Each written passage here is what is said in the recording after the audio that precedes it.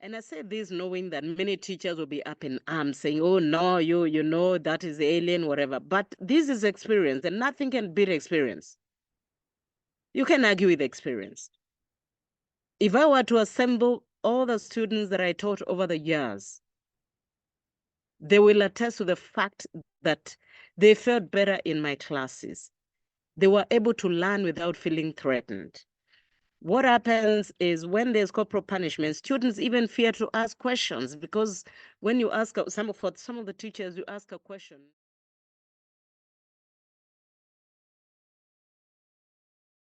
Hi, how are you? Very well, thank you. How about you, Jada? I'm so well. Thank you so much for joining me on this call. I'm so excited to get into this conversation we're going to be having about your journey into becoming a teacher and then eventually into starting Beacon Teachers, which is currently over in 47 countries, which is insane. So I'm super excited to get into this conversation. I first wanted to know about your background before you got into teaching, before you began your professional career. Um, What was your experience like in the education system? Thank you, Jada. I grew up in a little village called Reakanao in Embu County of Kenya's eastern region. And that was all the way. I went to primary school all the way back in the 70s, early 70s. And school wasn't fun at all. I cannot lie to you. School was difficult because we got thorough beatings. I think we were beaten more often than the days we were not beaten. And we got beaten for literally anything and everything. Sometimes we were beaten for things we couldn't even tell.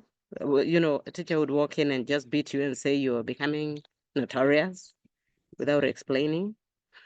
And so it was a difficult life. And I remember many of my classmates dropped out. So many of them. I see them in the village these days, and I feel very, very bad when they call me classmate. And yeah, so it was about perseverance. I had to persevere. But while I was still young, I also figured a way of surviving because I discovered nobody was protecting me within the school. All the teachers were like out to molest us. So I figured out a way of surviving. And I remember one time I jumped through the window when I was 8 years in class 3. I literally fled through the window when the teacher was assaulting us. You know, I saw the way the teacher was beating the rest of the children, and I felt like I was gonna die. If that cane landed on me that day, I think I would have died because I was so freaky. I was so freaky. I passed urine, and the next thing I fled. I mean, I can't even explain how I arrived at that decision, but it was like adrenaline running very high. So I fled through the window. And I think the teacher was so shocked because I was 8 years and very tiny, but I figured there must be something I can do about my situation. So I fled. The rest of the time in primary, I also learned to survive by pretending to not be feeling well, pretending to be sickly. The teachers knew I was sickly, but I wasn't. So I had to pretend to be sickly to escape most of the beatings. And then I learned also to play psychology with the teachers. You see, when children saw teachers, they ran. For me, I realized when I did not run, the teachers did not beat me. So I pretended. And I would suddenly get feverish, you know, and fake malaria. You know where I come from, there's a lot of malaria. And I would fake malaria until the teacher let me go. But later on, I discovered I had short memory because shortly after, I would be playing with the other kids. I'd be shouting very loudly. So they had short memory. I realized that. And I played that on and on.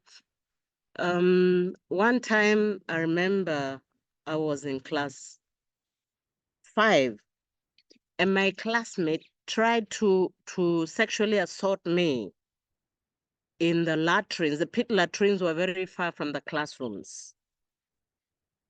And what happened, because the latrines were just funny shelters.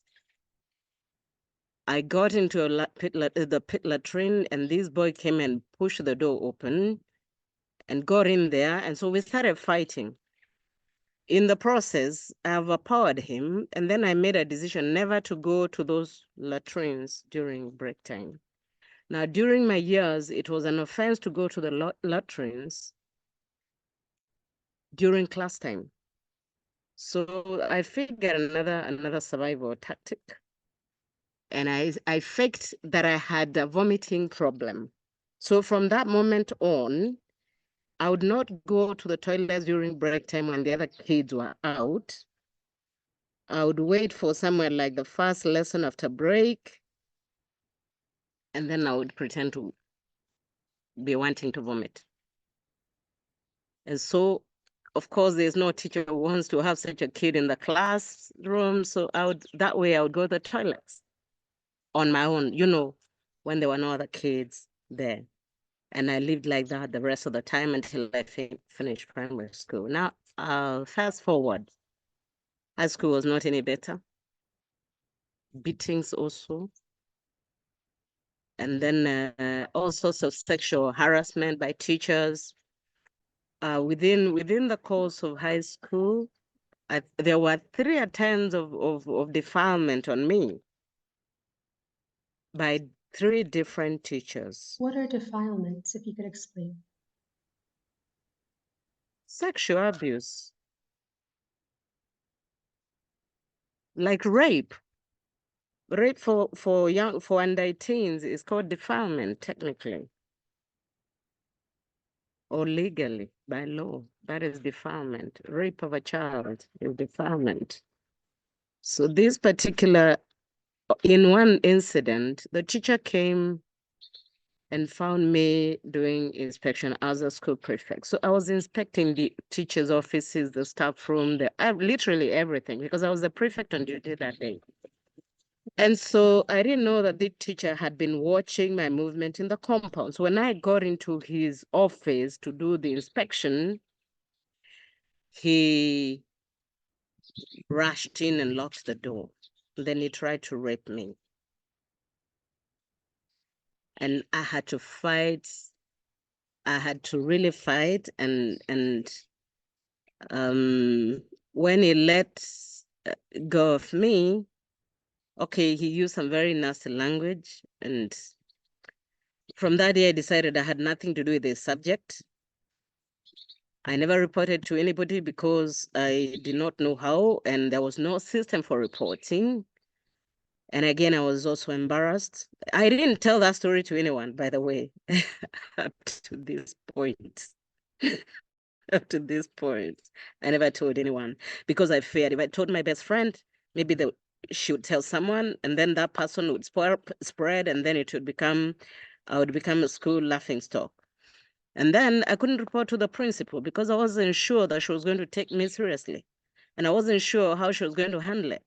And I had never at any point heard the school administration talk about in case of those kind of challenges. Now, the second time, the teacher on duty came to prep. It was evening prep. And the teacher on duty came to our class just after prep had started around 7:30 p.m. And then he said, because that time I was a dining hall captain, and it was my duty to make sure that I switched off the lights after dinner and I locked the dining. Now, I do not know exactly what happened. I remember I had switched off those lights, but when the teacher came round, he said that I hadn't switched off the lights, so he sent me off to go and switch off the lights. Now, between the dining hall and the next block, there was a dark space. There was a dark area. So I went, switched off the lights, and as I was descending now, going back to class, the teacher grabbed me from behind, actually grabbed my breasts, and we fought. It was a nasty experience. I had to fight him. I literally beat him. I literally, it was a bad moment for me. So anyway, I fought. That was the second incident. Again, I could not report to anyone. I did not tell my best friend. I did not tell my class teacher. I did not tell anyone. I didn't tell anyone. I could not figure out who to tell. I didn't even tell my parents. I never told even a sibling. I never told anyone. Up to this day. And the third one, the teacher on duty came in during Sunday service. We used to have our Sunday service in the dining hall. So he came in around, we used to have Sunday service from 8 to around 11. He came in around 8:30. He pretended that he didn't know who was on duty. That day, I was the prefect on duty. At that particular point, I'm in Form 4 in my final term. No, in second term. And he says, who is the prefect on duty? He knew because the names of the prefects on duty were always on the notice board.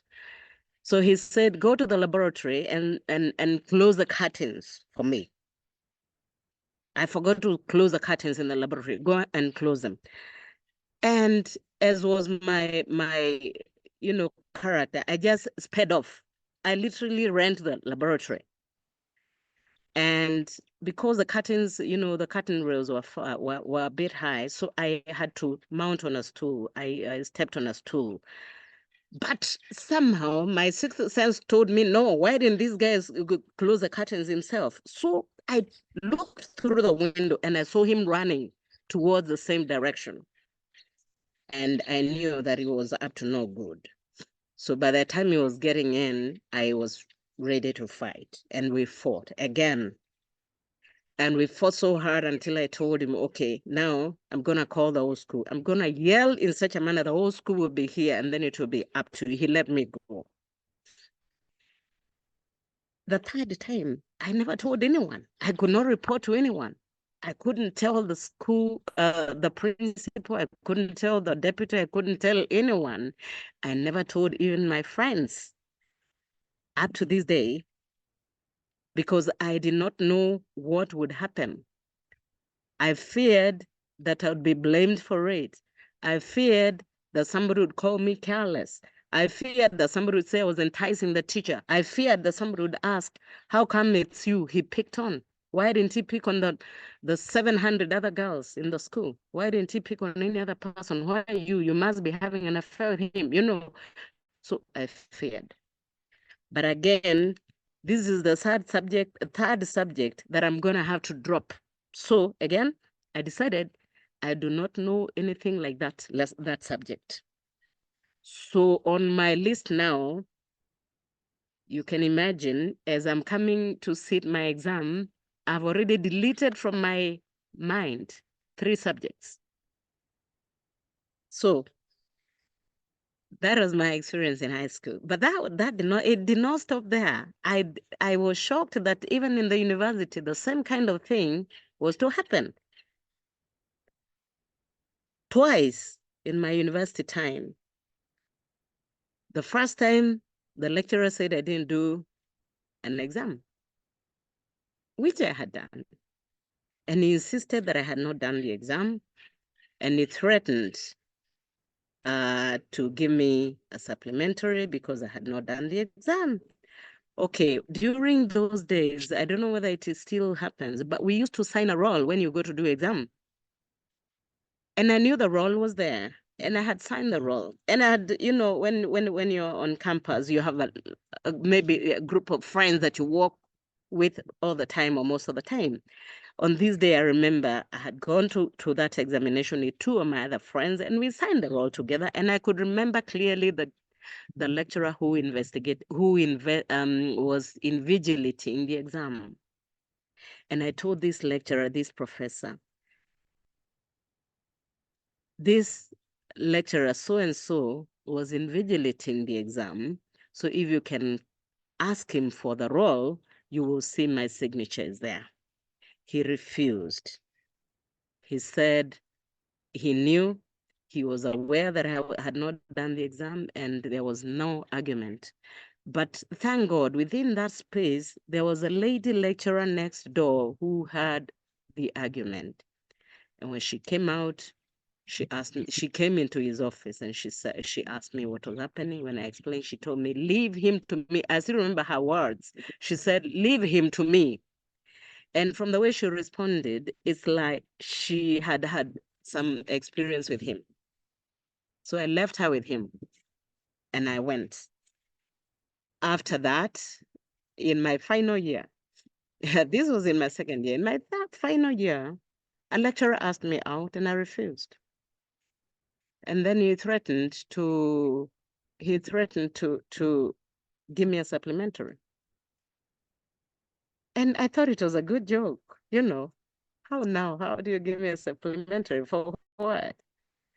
And that was my best unit. But the lecturer insisted, if you don't go out with me, I'm gonna give you a supplementary.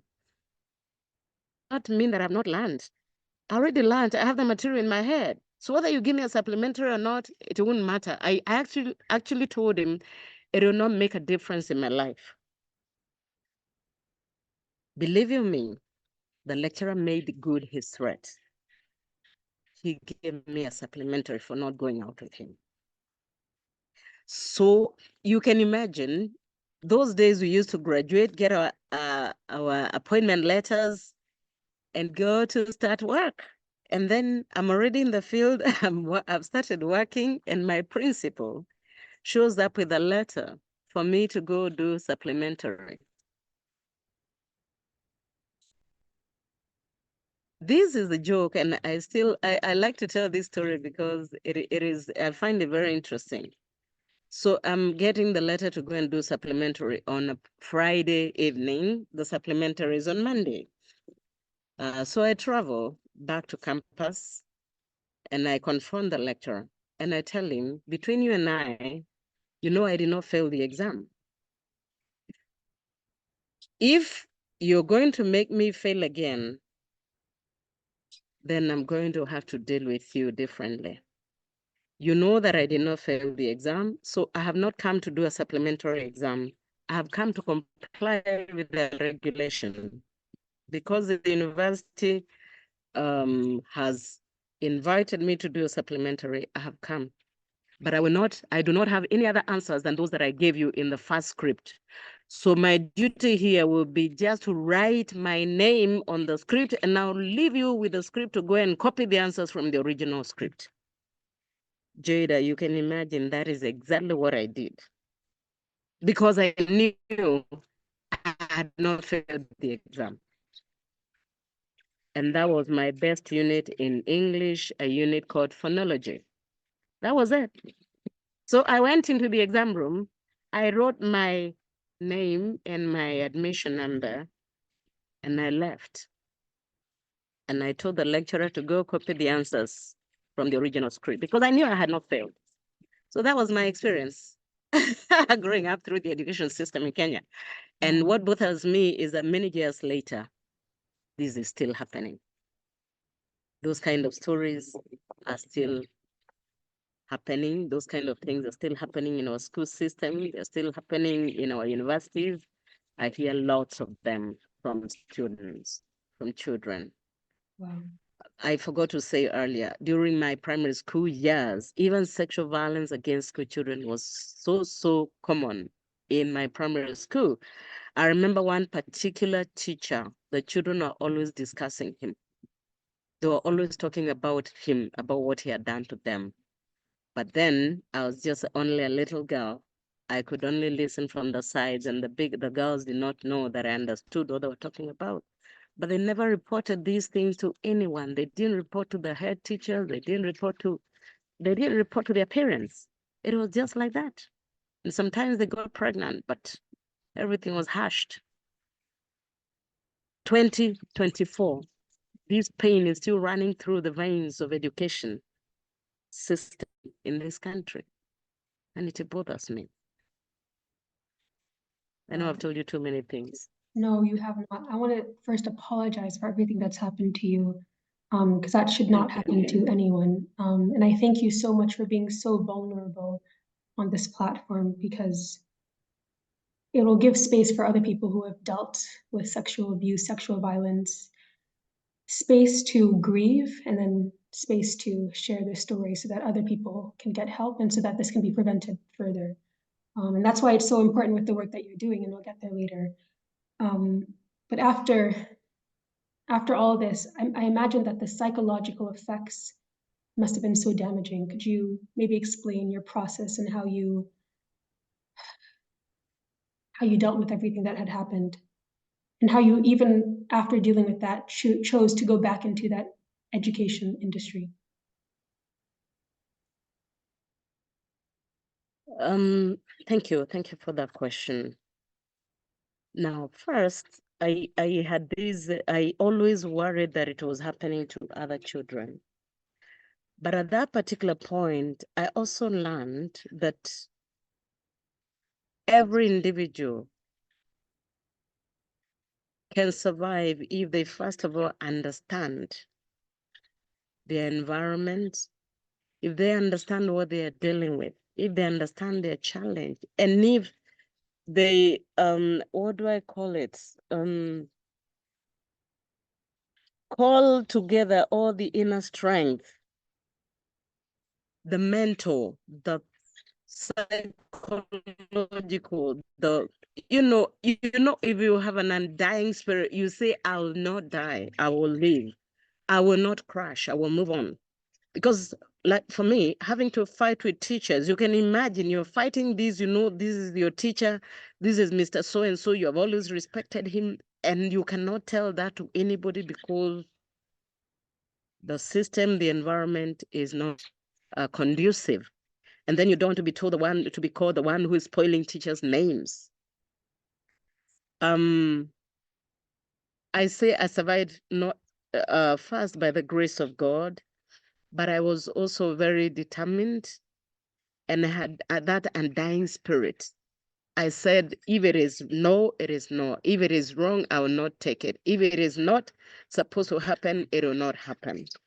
And even though the teachers, of course, would come with their own threats and I said, I'm going to be the different one. And then I stuck to my guns, because much later I realized that many of the girls were sexually abused by teachers. They were ish. Of course, I was sexually abused, but mine was a different form.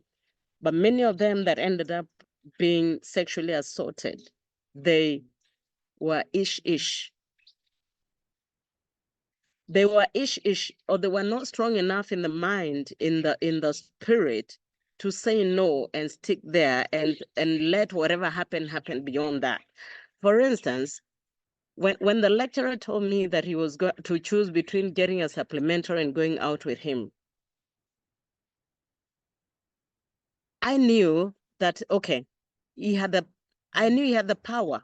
He had the power. At that point, my understanding was he had the power to give me the supplementary because he had the script. Yeah. And the system was not there for redress. But then I also knew that there was a difference between what would be written on the script and what I had learned. What would be written if you read my transcript, it just looks funny, that my best subject is where I got supplementary. But then I told myself it doesn't matter. What matters most is my well-being. It is my sanity. And so I was not going to go out to the lecturer so that I can get a grade A, or so I can get a good grade, or so that I don't get a supplementary. I said I prefer the supplementary. And up to this day, I'm very proud to have made that decision, that I would rather take the supplementary than go out with you. And because he was foolish enough to make good his threat, today I have the last laugh. He changed my trajectory by giving me an E. I had wanted to pursue English. He gave me an E, which ended that line, but it didn't end my game. It didn't end my life. I still could do other things with whatever other grades that I had. So that E in my best unit stands out like a sore thumb in my transcript. And it pains me to imagine that somebody would have made such a stupid decision, somebody who was entrusted with teaching me, and who knew very well that I was a top student, made a decision to give me such a poor grade just to prove that he was man, or he was superior. Now, Stupid is the right the word. other thing that I've sorry, No, stupid is the right word. is stupid, yes. So for resilience, I would say I am very resilient, and part of my confidence I gained from my father. You know, I had a very loving father who encouraged me, and I still hear his words saying go go. And I learned that I was capable from very early age. And I also had a very strong I had strong siblings who protected me, and I knew that nothing could beat me. But I was also the kind of student who could stand up to anybody, except for the failure of the system.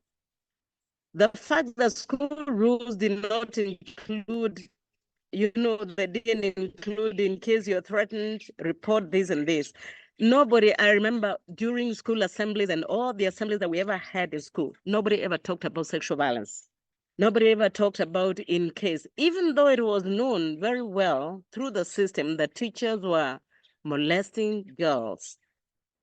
I never had that spoken about in my primary school or in my secondary school. And so I fought the best way I knew. One, standing up to the offender, and two, just keeping my space, keeping quiet. Because if I felt like if I presented the story to an authority, where is the evidence? If you say somebody touched your breast, where is the evidence? It will be my word against the person. And knowing our systems, maybe the teacher would fake it and say this student is indisciplined. Maybe the teacher would even turn tables on me. So I feel like my inner resolve to not be abused, because that is also a decision that somebody can make. Inner resolve to never be abused. And it helped me a lot to walk through all this journey from primary, whether it was a fellow child, whether it was a teacher, whether it was a fellow community member. My answer was no, and I had resolved that in my mind, in my spirit, in my soul, that under no circumstances would I let somebody abuse me. But look at the school system. Yes, I'm not letting anybody abuse me, but imagine having to deal with a 7-foot teacher, well built, and you are behind the closed door. You're fighting, and you're fighting also in a state of uncertainty. And the only thing that I realized also is a psychology. If I say I'm going to call out, I'll call out all the students here. Then they feared to be exposed. That was the other thing that I learned. They feared exposure. And somehow I said it in a manner that told them that I was not embarrassed to call the school. But look at the other side. Beyond that, I'm not able even to tell my story to my best friend. So up to this point, the only witness is the offender.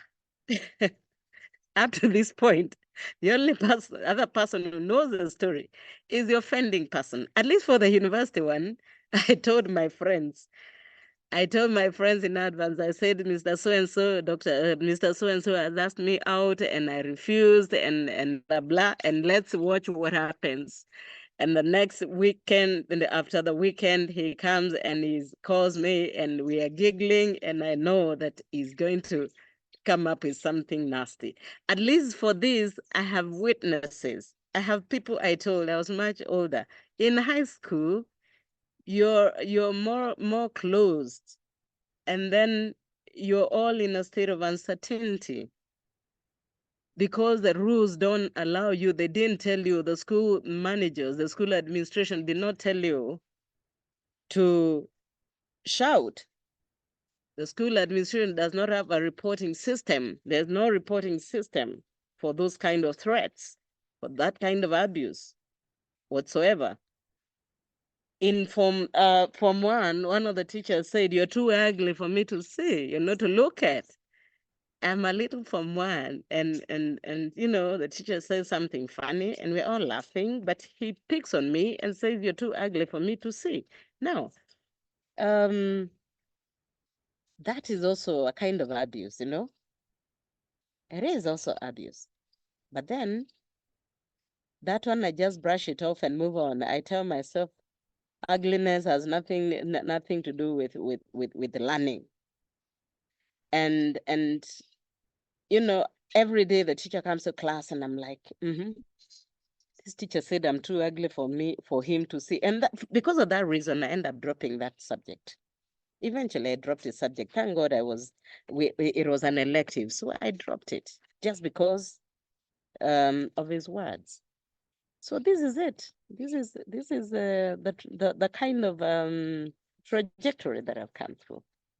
Sorry, So yes. after that situation, you decided to become a teacher. Yes. Could you explain that, a high school teacher, and then later on you joined the Teachers Service Commission? Could you explain Yes. that progression and why you'd wanted to become a teacher? Jade had actually wanted to become a lawyer.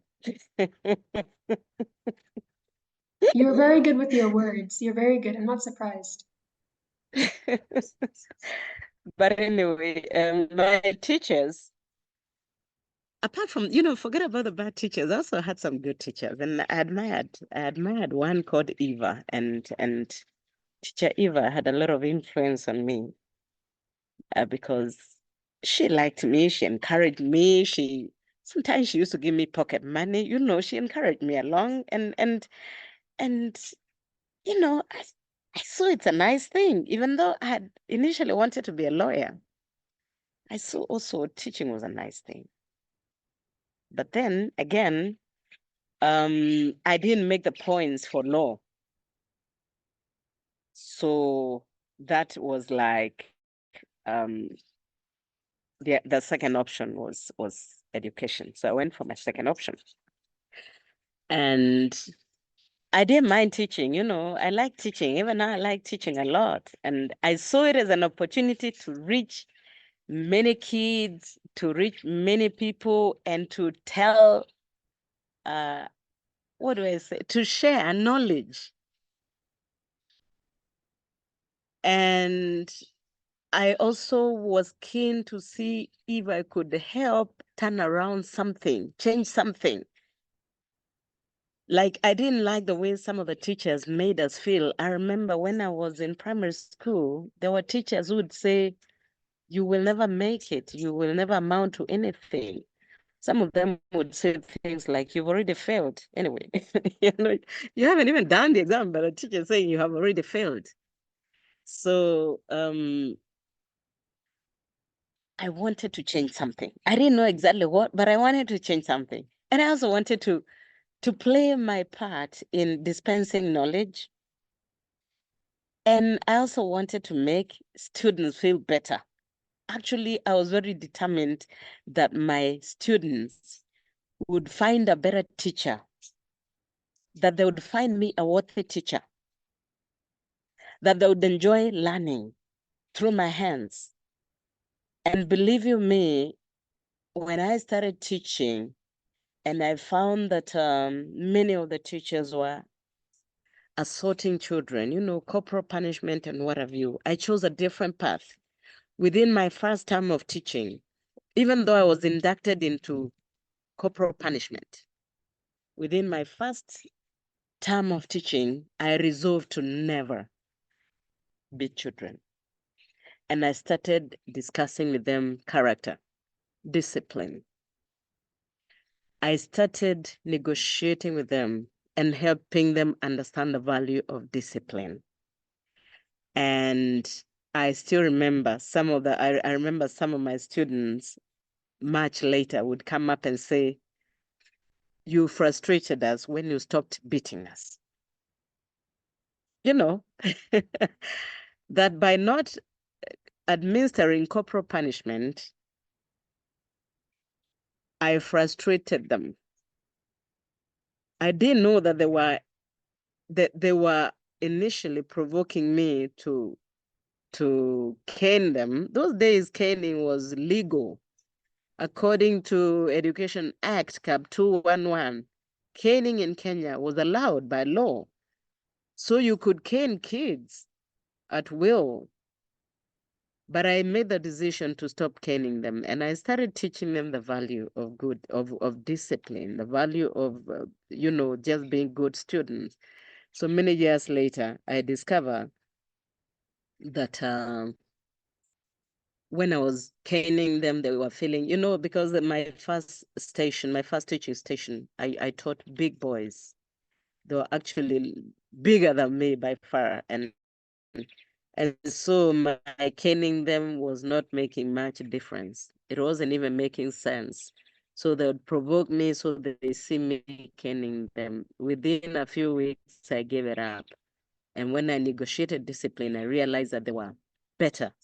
I felt better also because whenever I caned a student, I felt like the relationship was impaired. I felt like I had offended something, I had offended them.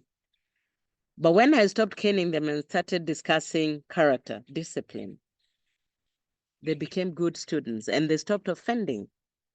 And so it was based on that experience that I started to develop, even among my colleagues, a culture of discussing student discipline other than assaulting them all the time.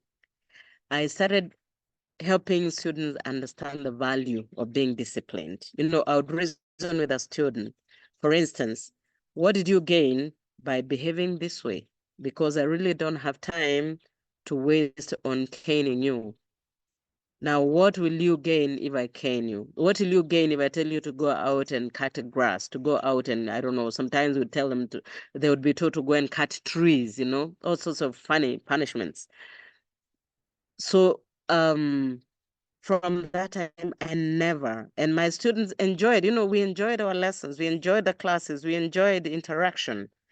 And up to this day, I can assure you, whenever I meet them, they are excited and they say, "You are a different kind of teacher." And I'm happy that what I set out to do, I did. I taught my students well. We had good relationship. We respected each other.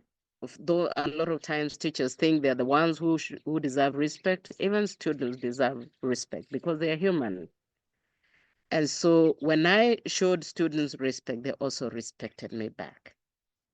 And, in the principle of reciprocation, I respected them, they respected me back. I showed them peace and the path of peace, and they gave me peace. So my lessons were very exciting. And we looked at life, we looked at the challenge of learning, not a challenge of offending and defending and assaulting and all that. And looking back, that way I was able to build good relationship with my students, whether they were poor performing or they were good performing. Every student felt valued. And that's what they tell me, even as adults to this day, that they felt valued. And even those who did not do well, they still feel good when we meet. We have a feel good, like those days. And recently, that was late last year, December last year, actually. Some of the students I taught in 1993 at a school called St. Angela's Girls, they came to visit me and they were revisiting how I used to treat them. And I remember one of them said, "Teacher, you were the best teacher that I've ever had in the entire education cycle. From primary to this day, I've never had a better teacher. And what a joy that even as parents today, and actually out of those who came to visit me, 3 of them were teachers. And they said, from me, they learned how to treat students. So they make sure that their students leave school every day with a good feeling. What a joy. At least I left something behind that they were able to they were able to replicate. This is the lesson that I learned inadvertently, but I also carried it forward. And over the years, this is what also informed my establishment of Beacon Teachers Africa. Having known that when you treat students well, they will give you back what you give them. Reciprocation. When you care for them, they will care for you. If you don't care, if you're careless, they'll be careless. If you care for them, they'll care for you back because they're human. If you show them what you're doing matters, they will take it more seriously. If you show them that they matter, they will even show you better. Teacher training colleges in Kenya, they don't teach that. They say you're the custodian of knowledge. They give you the impression that you're all knowing, you're all powerful, so go out and do your thing. But there's no such a thing as your thing. Because students learn because they want to learn. It is their free will to learn, and you can't force them to learn. And then I keep asking teachers, if you wanted to hear a story, would you want to hear a story from somebody who makes you feel unhappy or from a person who makes you happy? And if you wanted to sell a product or to buy a product, would you buy a product from somebody you don't like or from somebody you like? A good salesman sells his product by showing the customer, the client, that they care about their needs.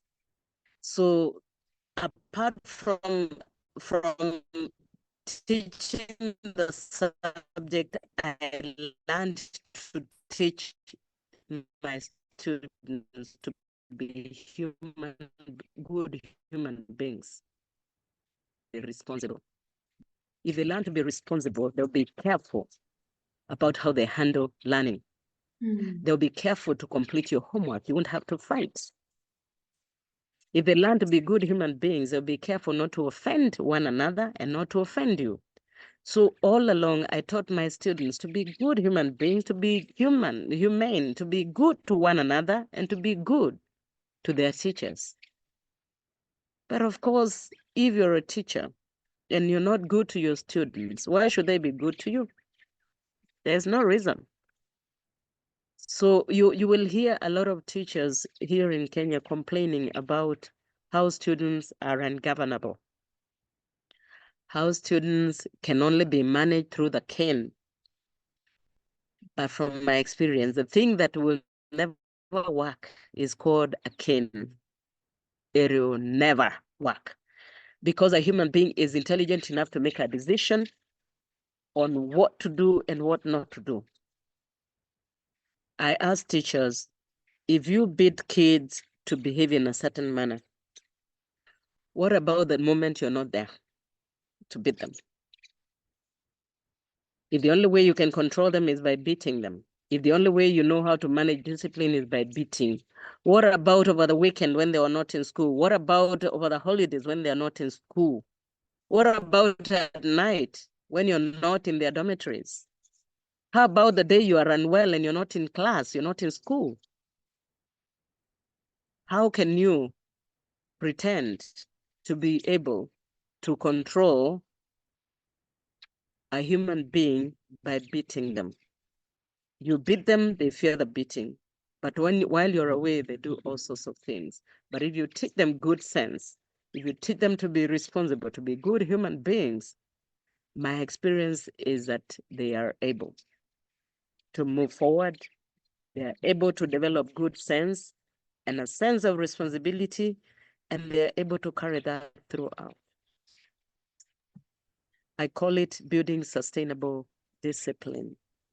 And this is why at Beacon Teachers Africa, I decided to be training teachers to be investors in children. When you're an investor in something, you nurture it, you take care of it, you protect it, you do everything you can to make sure that it thrives. And this is the training that I give to teachers at Beacon Teachers Africa. A lot of our teachers are not convinced that discipline can survive without a cane. And so most of the time they will complain, they will even threaten the government for ending corporal punishment. They'll threaten, they threaten to down their tools if they're not allowed to molest kids, to beat children. But then I also ask myself, as adults, Jada, tell me, when were you last beaten? Who has beaten you today, even to be at this show? Who has beaten you to call me to this show? I didn't beat you too. So So yeah, I just wanted to say I really liked what you said about how you don't want to teach students to be good students, which means, taking in information and then putting it out onto the page, but you want to teach students to be good human beings with good values and morals. And I think that's those lessons you learned in your first years of teaching is what maybe propelled you to create Beacon Teachers. Could you maybe explain? Maybe that's correct, wrong? thank you, Jada. Yes. I said I didn't like the way teachers assaulted children. And although in my first few weeks of teaching, I was taught to assault children, I call it assaulting children because there's no better term. In the name of correction, in the name of discipline. But I felt like corporal punishment was taking away my power. I felt like it was deflating my energies, my emotional energy. And it was also like a proof of incapacity, proof of incapability.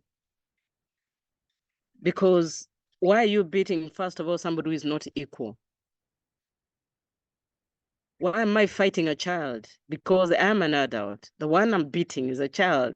So we don't have equal, we're not standing on equal ground. So already it's imbalanced. Secondly, like I said, a human being makes a decision to be or not to be.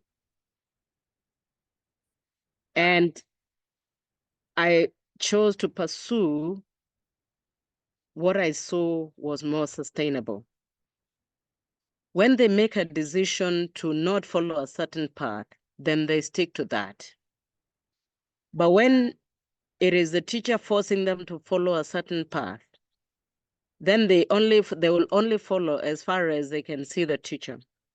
They'll only follow as far as they know the teacher will know. But what about beyond? What about the life beyond the school? Have you actually modeled discipline? Have you actually molded those children to be disciplined, or you have only scared them the way we scare animals? So having gained that experience, that it is possible to have students disciplined without necessarily having to assault them, without having to punish them, without having to beat them.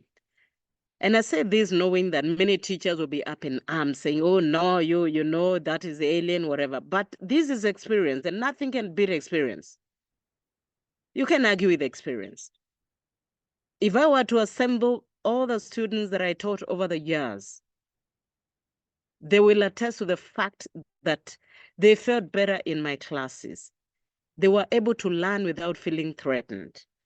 What happens is when there's corporal punishment, students even fear to ask questions because when you ask some of the teachers, you ask a question and they think they will say the question is silly, you are not listening, then they'll beat you because with time it becomes like like a spontaneous reaction for some of the teachers, that they don't have to think about it. The first reaction is to beat the kid, and then maybe later ask, oh, why was I beaten?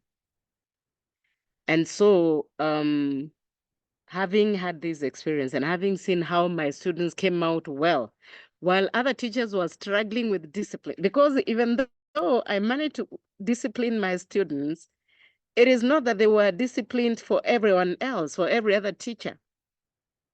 For some of the teachers, they misbehaved and they knew, obviously, this is the answer, this is what the teacher is going to do. And I remember some of the students saying, we know we'll do the wrong thing because her first reaction will be to beat us. And when she starts beating, she'll need to beat many of us, and the lesson will be going, we'll be losing time. So for them, the way of not learning her lesson was to provoke her, and then she'll start caning them, and time will lapse, and then she'll leave the class. And that is it. And for some of them, they also felt like they were learning for the teacher. In some of the schools, they will say, I got a D for that teacher, I got a D for that teacher. I gave that teacher a D, and the students think it's a good punishment for that teacher.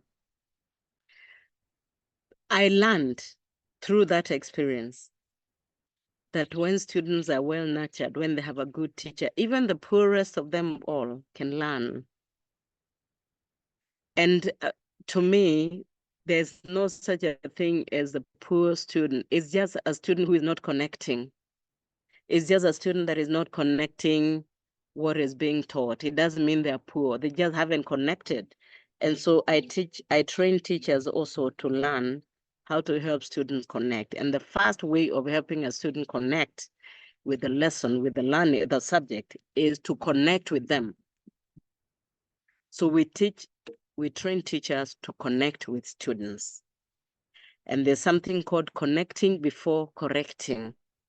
If you connect with the child, then as you correct them, they're more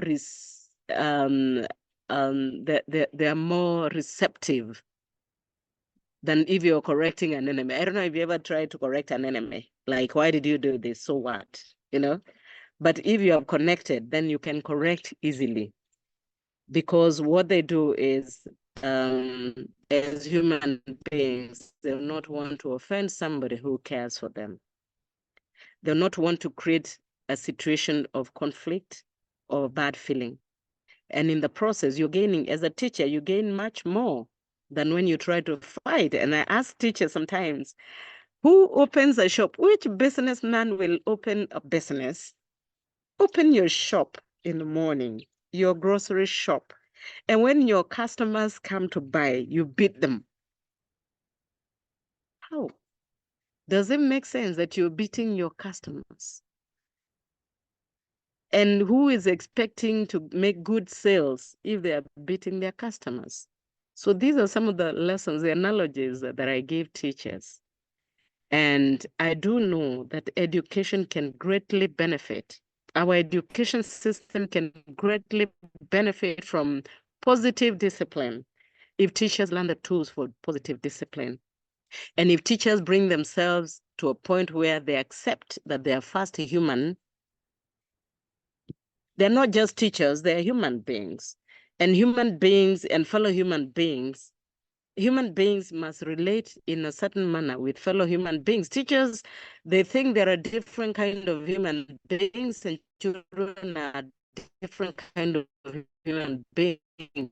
That is why teachers verbalize all sorts of things against children, which is also abuse.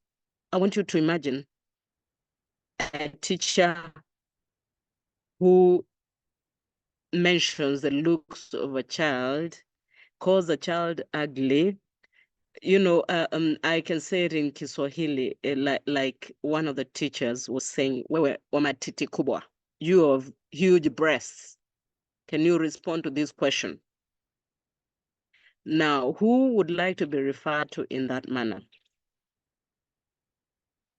And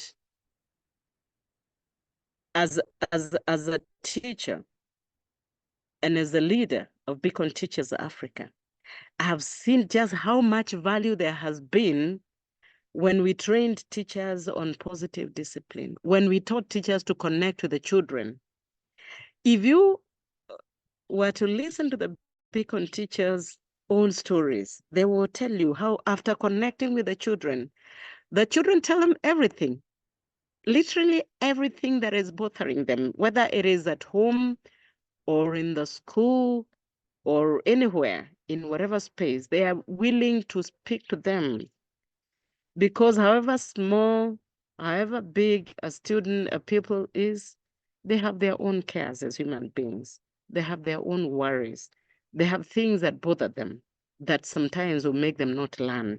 And if teachers want to achieve good results, the first point is for them to connect with the children.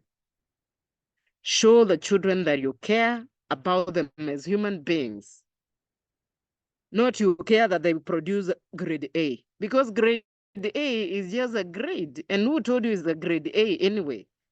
That is what is written on the book, on the paper. But you also didn't ask them everything they know.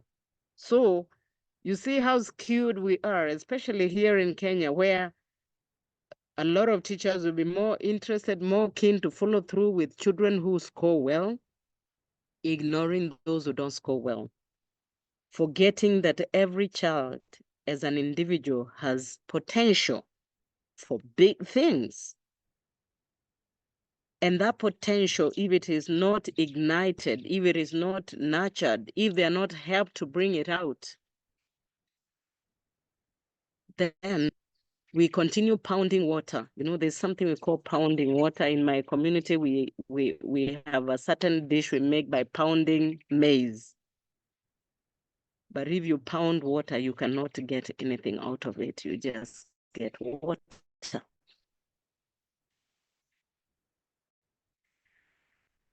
Teachers who want to produce good results understand the child's cares, understand the child's background, understand the child's, what does this child think? What does the child want? What kind of life? Let me tell you, Jada, the teachers who are beating us in school did not even know that some of us were sleeping on bare soil.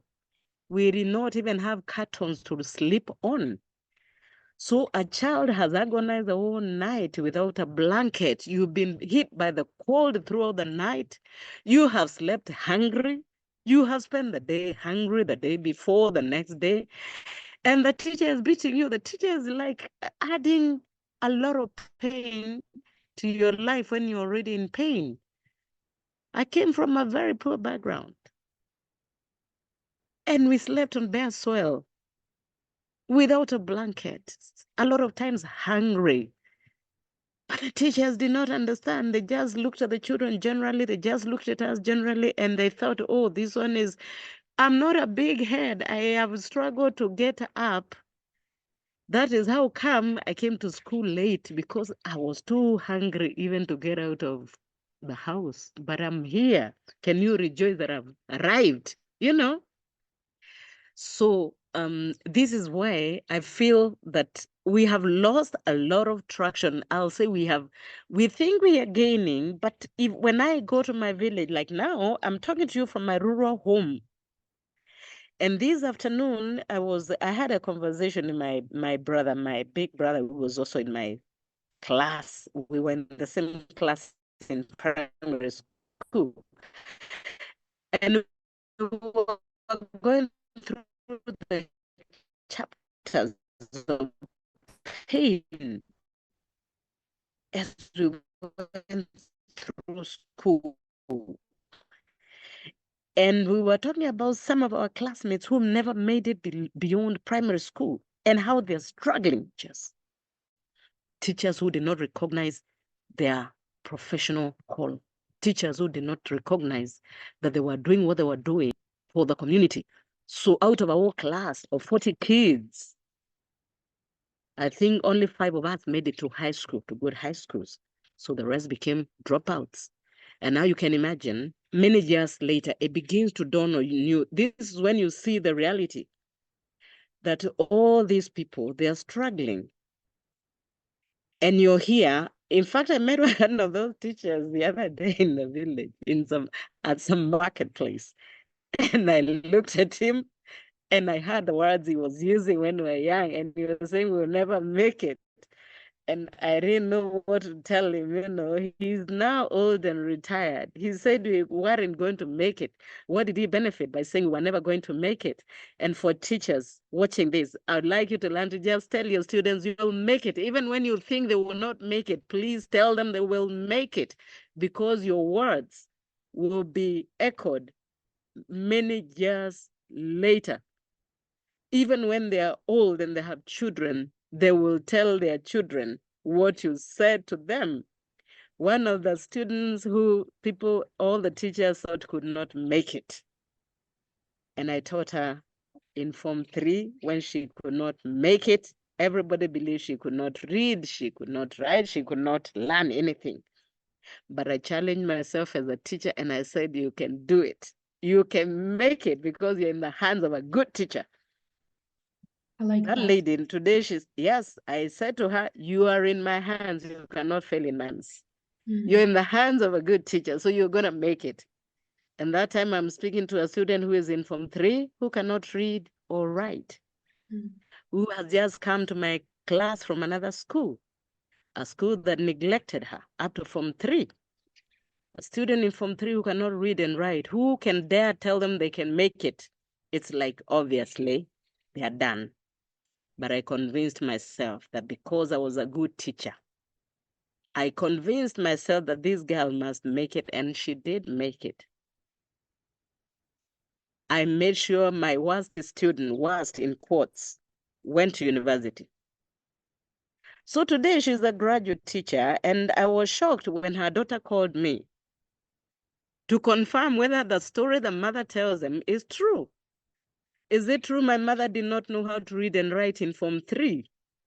Is it true you're the one who taught my mother the alphabet in Form 3? I said yes.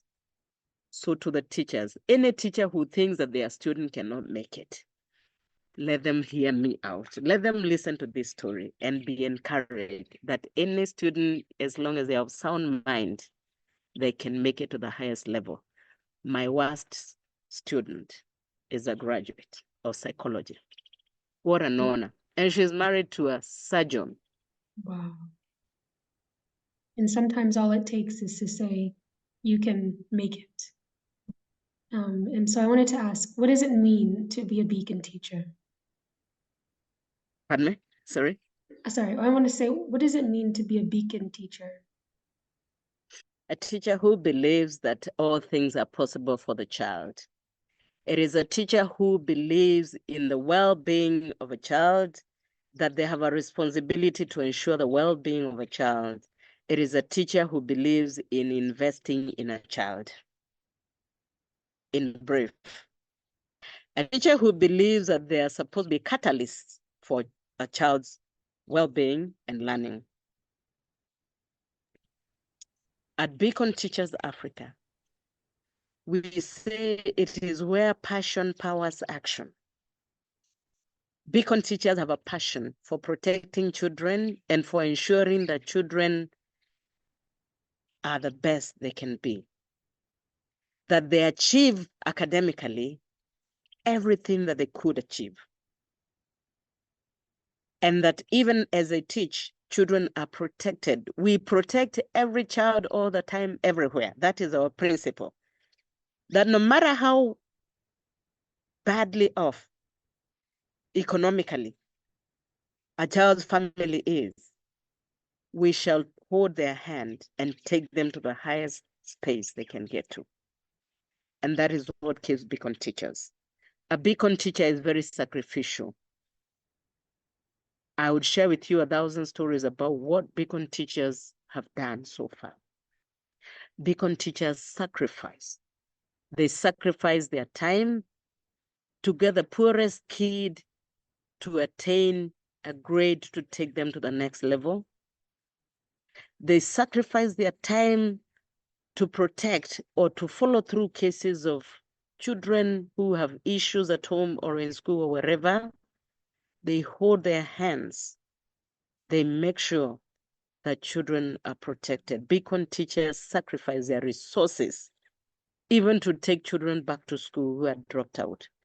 We have so many kids that we have taken back to school.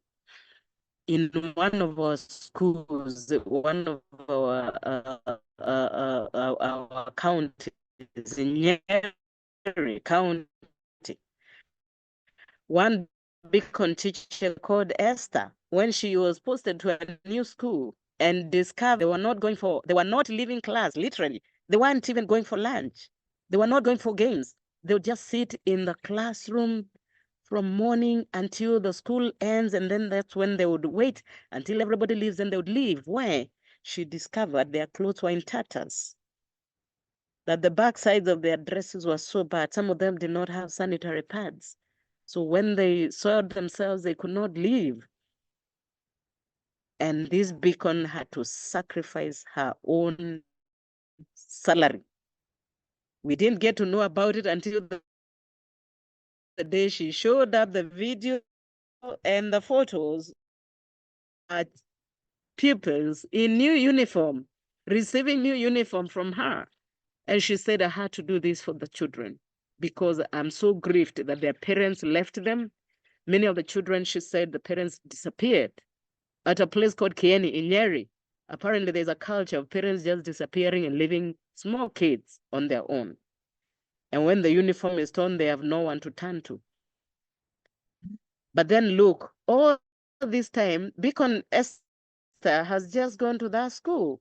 But there have been teachers. There have been teachers in that school. There's a school head. There has been a school deputy.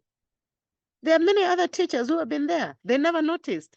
So Beacon teachers also notice.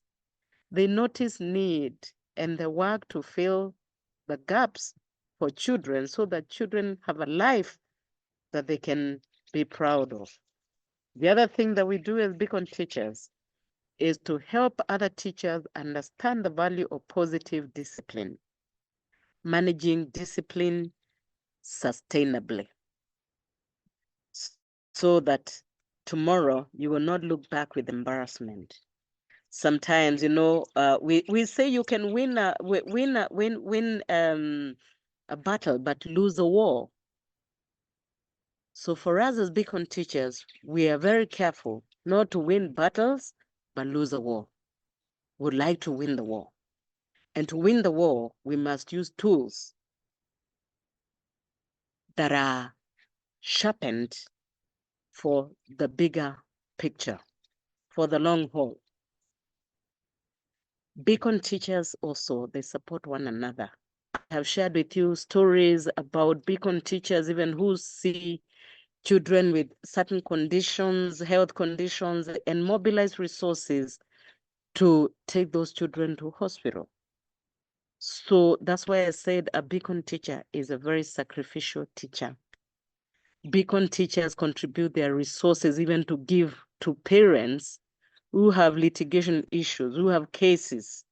Remember, in our system, even though the court will summon, for instance, an offender to court, it is not the court's business to give the complainant fare to get to court or upkeep because the court is far. So Beacon teachers have been bridging gaps, not just for children, but also for the parents. And Beacon teachers have been educating communities and other teachers who are not Beacons on child protection. During the parliamentary debates on the children bill, Beacon Teachers Africa collected 40,000 voices of children across the country, 40,000 for Parliament, to submit to Parliament. We submitted 40,000 voices. What are Kenyan children saying about the bill? What is it they would want to see? So we are careful, we are building, and we believe that we can raise enough champions in every community. At Beacon Teachers Africa, even though we are a teacher organization, our constitution allows us to have other people who have a passion to protect children. So we have on board some counselors, we have lawyers, we have prosecutors, we have police officers, we have doctors, we have all sorts of people, professionals who support our work. And we're very proud to be one of the leading organizations in this country in child protection. And for us, we don't just protect for the paper, we make sure that we sustain, that we follow through. Many people will end at the court, the case was taken to court. But for us, it matters that we follow through and make sure that the case was concluded, but follow through to make sure that the child is happy, is learning. So we don't just end where the culprit or an offender has been arrested. Our commitment is to be with the child all the time and to walk them through this journey to completion, at least to adulthood, so that we are not doing half-baked work.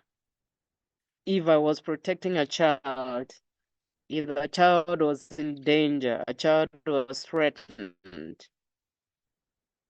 and I helped them out of that situation, what about tomorrow? How are they living? Are they happy? Whose home is like a children's home, She has been keeping so many of vulnerable children in her home once in a while. Our beacon teachers are also being used by the courts now to support vulnerable children. I remember Beacon from Busia. She told me at some point she was like keeping 5 children in her house, not her biological children, not related to her, but children who the courts felt needed protection. And who is better to protect the child other than the teacher who knows the child better than the parent? Yeah. Some of the teachers know the children even better than their parents. And you Somebody guys, said, apart from a good parent, what a child needs to survive is a good teacher. So in the absence of a good parent, a good teacher, a beacon teacher does is good, even sometimes better than a parent. And this is something that we're very proud of. And Yeah. we look to build as many beacons in this country as and possible. across Africa as possible. And Not just for Kenya, but yeah. for Africa. And currently, you guys have beacon teachers in 47 countries. And this organization, In 47 counties in our counties, country, sorry. 47 counties. Yeah. But we also have anchor beacons in a few other countries where we are trying to establish chapters. Yeah. We have Cameroon, Awesome. we have Ghana, we have Zambia, and Malawi, and South Africa. So even though we haven't opened the chapters there, at least we have anchors whom we communicate with, and we're looking to open chapters in those countries. But the work is already happening, it's already happening. Yes. Yeah. Yes. And so I wanted to ask, for anyone watching here, I know a lot of teachers will be compelled to watch this video and learn about this amazing organization. How does one become a beacon teacher? Thank you for asking. Now, one becomes a beacon teacher, first of all, by committing themselves to the cause of child protection. Having that passion, because for us, we are driven more by passion. And then we have a member, because it's a volunteer organization, but a membership organization. So we do have a membership fee of 1,000 shillings, which we pay to a pay bill number. But before we can get you into the Beacon Teachers Africa space. We also do checks.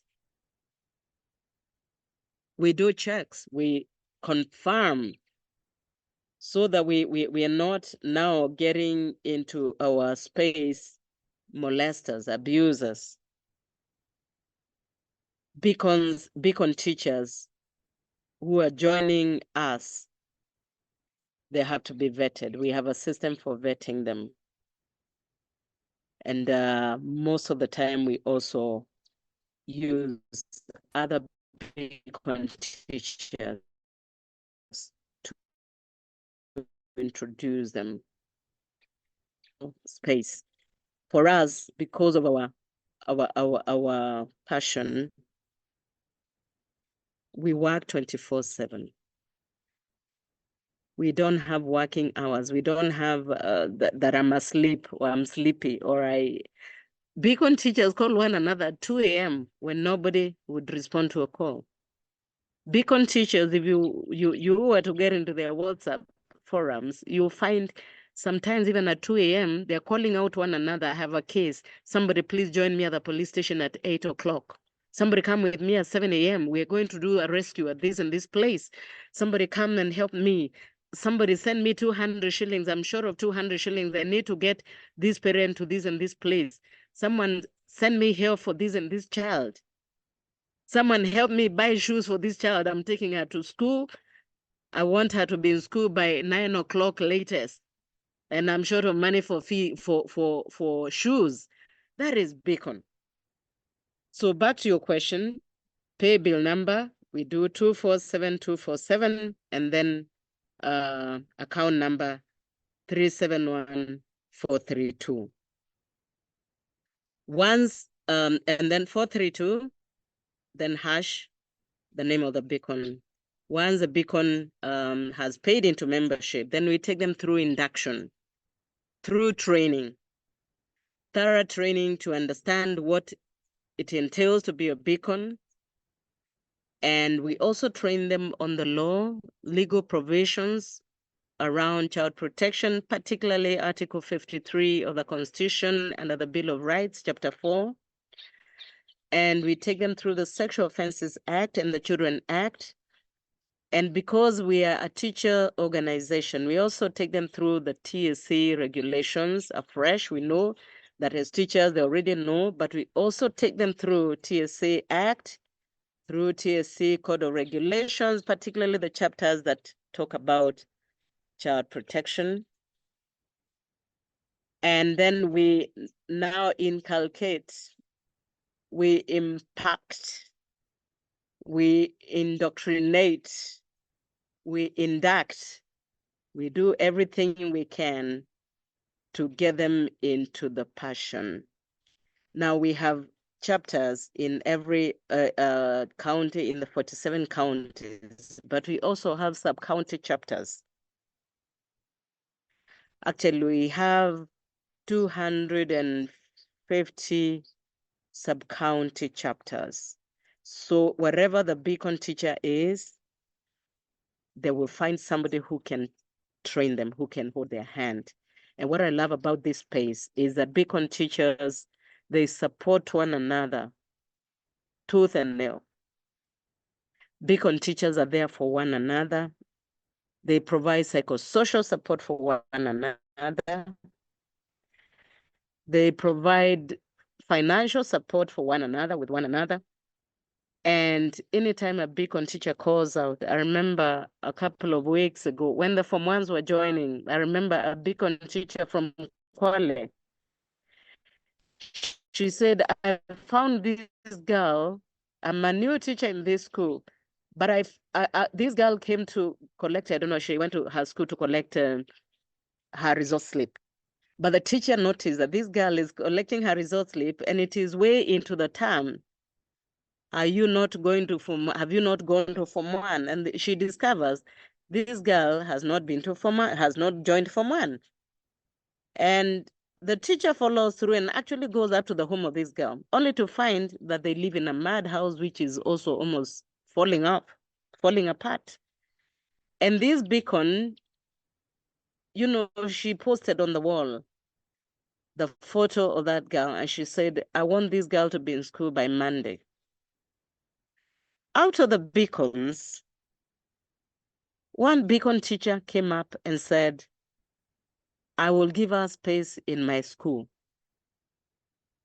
for Form 1, and I'll pay half of her fees. Imagine. And then I paid the other half. And the girl was in school. The other beacons contributed shoes, the shopping. And that was it. And this beacon traveled all the way from Kwale, a place called Kinango. It is far deep in Kwale, to Makindu girls in Makueni, just to make sure that that girl got to school. So we don't just leave it to the parents. Of course, we don't take away children from the parents. But when you look at the vulnerability of many of the parents, they won't even know how to get to the next, they won't even know how to cross to the railway station. They won't even know how to. So beacon teachers, I have known many beacons travel. I remember last year, but one beacon traveled from, this was also Kwale, to Taita Taveta to take a Form 1 to school. This is happening at Beacon Teachers' Pace. It is extraordinary. So on a day like this, I would really want to appreciate Beacon teachers and to recognize the value that they bring to this market space. To recognize the value and the role that they are playing in making sure that children are learning.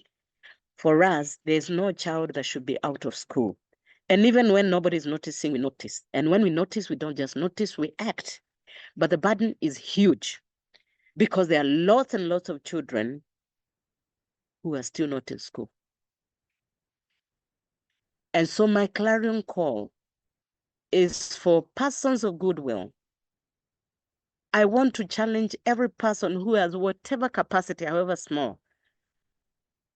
We give our sweat, we give our time, even to mentor the children, to speak to them, to encourage them and their families. We give our resources. We volunteer our professional know-how to help some of those who would not pass any exam, like I did with Mercy. Mercy gave me a permission to speak her name, to use her name.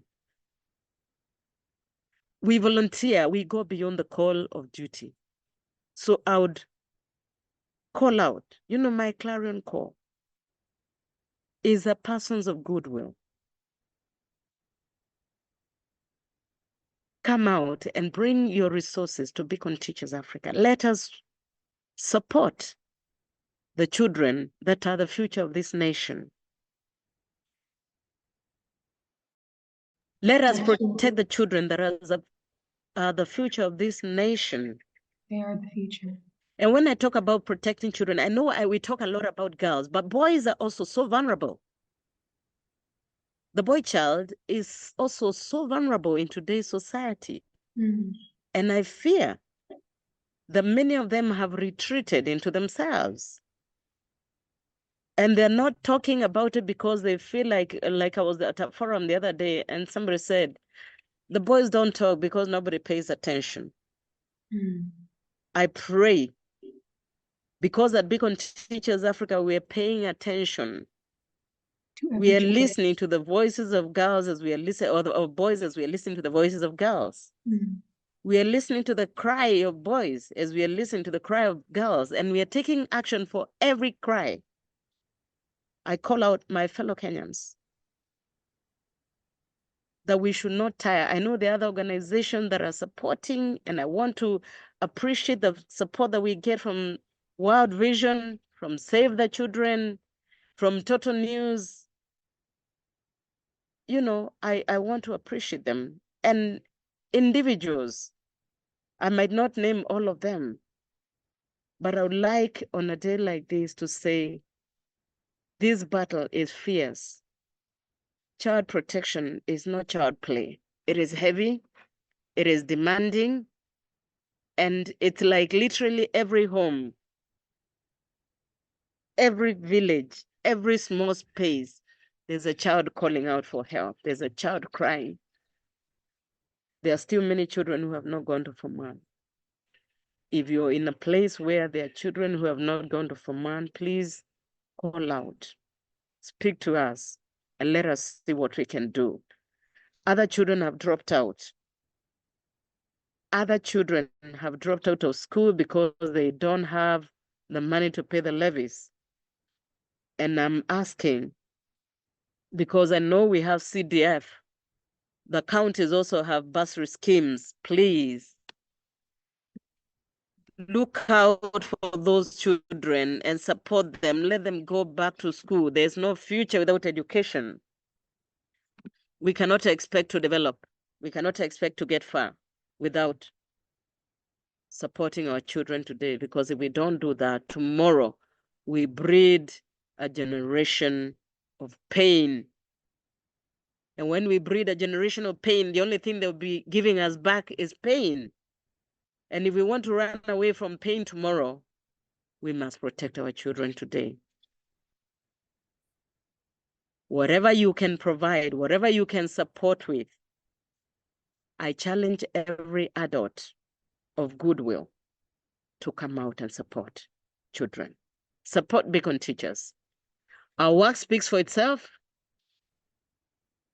and we don't tire, and we have no boundaries. I said earlier, we are in 47 counties.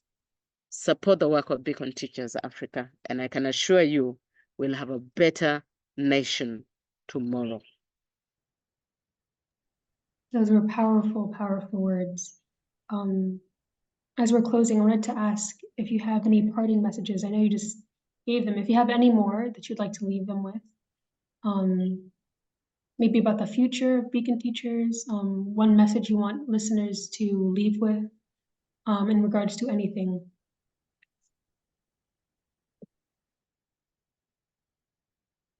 Thank you, Jada. I would want to make a passionate call to the teacher training institutions in this country to stop training teachers like they were going to manage objects. To train teachers, so that they go and support children to be better human beings. To train teachers to manage discipline positively, other than train teachers generally. Many teachers, today's training, teacher training does not look at positive, sustainable discipline. I was in teacher training and I wasn't trained even on discipline. I acquired in the field on child assault, but it was in the act, it was legal. Now it is illegal, but it looks like, I don't know whether the teacher training institutions are training them on how to manage discipline without using the old Education Act. Under the new Education Act of 2013, I do not think, and the conversations that I've had with teacher training institutions, some of them, there is no indication that teachers are being trained in positive discipline. So I would like to challenge teacher training institutions to adopt positive discipline training and to train teachers to be investors in children. As we struggle as Beacon Teachers Africa, the ground is so huge. We need all hands on deck.